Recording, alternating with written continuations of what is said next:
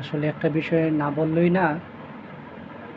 বর্তমান প্রেক্ষাপট বা পরিস্থিতিতে যে অবস্থা বাংলাদেশে দাঁড়াইতেছে, আসলে দুই একটা কথা স্মরণ করলেই না করলেই নাই। আমার প্রশ্ন হলো, বিগত বছরে এই পর্যন্ত যারা বলে আসতেছেন যে বাংলাদেশ, ভারত বাংলাদেশের বন্ধু, তাদেরকে আমরা স্মরণ কইরা দিতে চাই। বিশেষ করে আমি স্মরণ করে দিতে চাই যে ১৯৪৭ সাল থেকে ১৯৭৫ সাল পর্যন্ত ভারত যেইভাবে জুনাগা, কাশ্মীর, হায়দ্রাবাদ, গোয়া, ইন্দো-পাক এবং সিকিমের অংশ, হ্যাঁ? যে দখল করছে, তারা এমনি যদি আপনারা প্রেক্ষাপট দেখেন তাহলে কিন্তু তারা ছিল বাংলাদেশের পরম বন্ধু। সরি, বাংলাদেশের না, ভারতের তারা পরম বন্ধু ছিল। কিন্তু বিপরীত দিকে তা অন্যটা দেখা যায়, ওই বিষয়ে প্রশ্ন না করি। বিষয়টা হলো যে বাংলাদেশের এই আমাদের বাংলাদেশের রংপুর এবং চিটাগং সহ, ফেনী সহ বিভিন্ন একটা চক্রান্ত চলতেছে। ভারত এটা বলেই দিছে, ভারত বাংলাদেশকে টাকা একটা বড় অ্যামাউন্ট, যদি অ্যামাউন্টে যদি বাংলাদেশ রাজি না হয় তাহলে সেনা সৈন্যের মাধ্যমে এটা যেভাবে হোক দখল করবে। এখন বিষয়টা হলো, আমি মনে করি আমাদের বাংলাদেশ কখনোই সফল হবে না। ১৯৪৭ থেকে ৭১ সাল না, ২০২৬ সাল পর্যন্ত, যতক্ষণ না পর্যন্ত বাংলাদেশের ভিতরে ভারতীয় দল যারা আছে, দালাল যারা আছে, তাদেরকে যতক্ষণ পর্যন্ত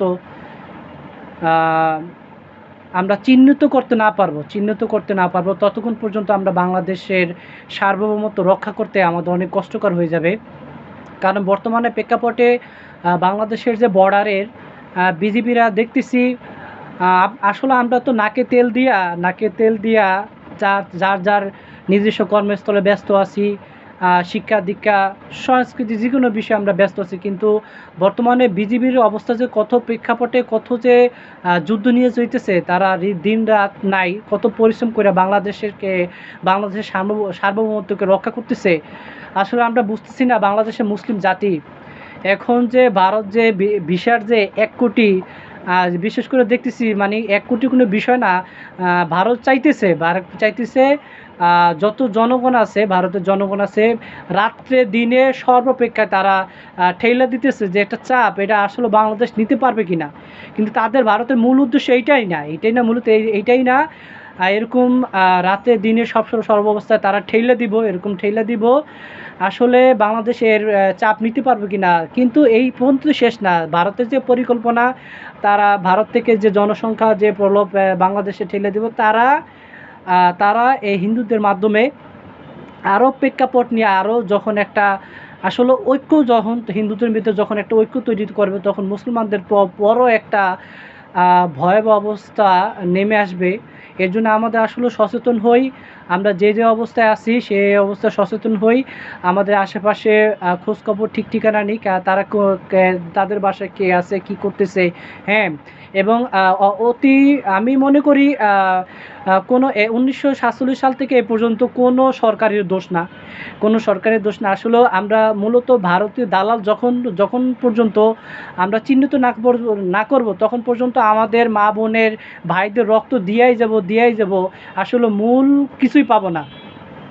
আসলে এটা কোনো সরকারের দোষ না, কোনো সরকারি আমি দোষ মনে করি না। কারণ ভারতীয় দলাল তথা ভারতীয় যে চাপ যতক্ষণ পর্যন্ত বাংলাদেশে থাকবো, মুসলিম জাতির উপরে থাকবো, ততক্ষণ পর্যন্ত এটা চলতেই থাকবে।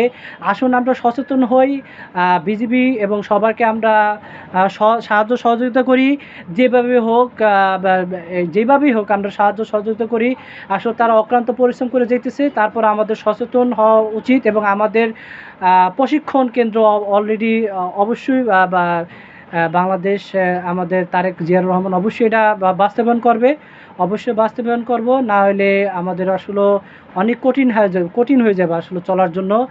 আর মূল যেটা বলছি, আমি মনে করি আমাদের বাংলাদেশে 1971 সালের ভিতরে আমাদের বাংলাদেশে আম, যদি হিসেব করি 1.5 কোটির উপরেই হিন্দু এবং বৌদ্ধ খ্রিস্টান সহ অন্যান্য খ্রিস্টান সহকারে হিজড়া তৃতীয় লিঙ্গ সহকারে যারা বসবাস করতেছে, আমাদের মনে হয় না মুসলমানদের সাথে বসবাস করতেছে তাদের কোনো অশান্তিমূলক বা তাদের শিক্ষা, খাদ্য, তারপর যে বস্ত্র, 5টা মৌলিক চাহিদায় তাদের যে কোনো জায়গায় যে মনে হইতেছে না তারা কোনো জায়গায় খারাপ অবস্থায় আছে। কিন্তু এই যে বাংলাদেশে যে এই বিশৃঙ্খলা, বাংলাদেশকে একটা আহ, বাংলাদেশকে একটা কি আর বলবো বিশৃঙ্খলাভাবে এই যে একটা রাজনীতি, যে এই একটা যে প্রেক্ষাপট তৈরি করতেছে, আসলে এর মূলত দায় হলো বাংলাদেশে যে ভারতের দালাল আছে, এছাড়া আর কিছুই নাই। আসলে সর্বক্ষেত্রে আমাদের বাংলাদেশের জনগণ সর্বাবস্থায় ভালো আছে, সুস্থ আছে। অনেকজনের খোঁজখবর নিয়েছে, এটা কিছু না, আসলে মূলত বাংলাদেশের দালাল যতক্ষণ আমরা চিহ্নিত করতে না পারবো ততক্ষণ পর্যন্ত বাংলাদেশে চলতেই থাকবো। আর ভারতে মূলত টার্গেট এরকমই। এই দেখেন বিগত 6টা রাষ্ট্র, এটা কিন্তু স্বাধীন রাষ্ট্র ছিল।